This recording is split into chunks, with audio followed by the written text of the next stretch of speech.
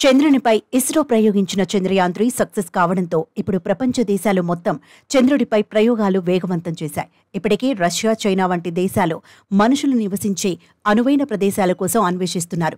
అందుకు అవసరమైన విద్యుత్ తయారీని సోలార్ ప్యానెల్లో తీర్చలేకపోవచ్చనే ఉద్దేశంతో ఏకంగా అణు విద్యుత్ కేంద్రాన్ని ఏర్పాటు చేయాలని నిర్ణయానికి వచ్చాయి. అందుకోసం ఇప్పటికే సంయుక్త కార్యాచరణను ప్రారంభించాయి. ఈ నిర్మాణాన్ని 2033 నుంచి 2035 లోపు పూర్తి చేయాలనే సంకల్పంతో ఉన్నాయి.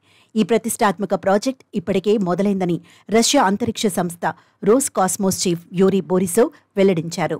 అయితే అది అనుకున్నంత సులువు కాబోదని యూరీ అంగీకరించారు. కాకపోతే న్యూక్లియర్ స్పేస్ ఎనర్జీ రంగంలో రష్యాకు అపార నైపుణ్యం ఉంది. ఈ ప్రాజెక్టుకు ఇది బాగా ఉపయోగపడనుంది.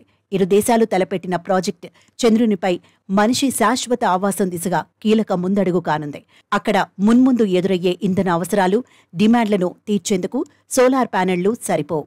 అణు విద్యుత్తే ఇందుకు సమర్థమైన ప్రత్యామ్నాయం. కాబట్టి బాగా ఆలోచించిన మీదట ఈ ప్రాజెక్టును ప్రారంభించామని బోరిసోవ్ వివరించారు. అయితే చంద్రునిపై అణు విద్యుత్ కేంద్రం ఏర్పాటు మాటల్లో చెప్పినంత సులువేమీ కాదని ప్రపంచ శాస్త్రవేత్తలు చెబుతున్నారు.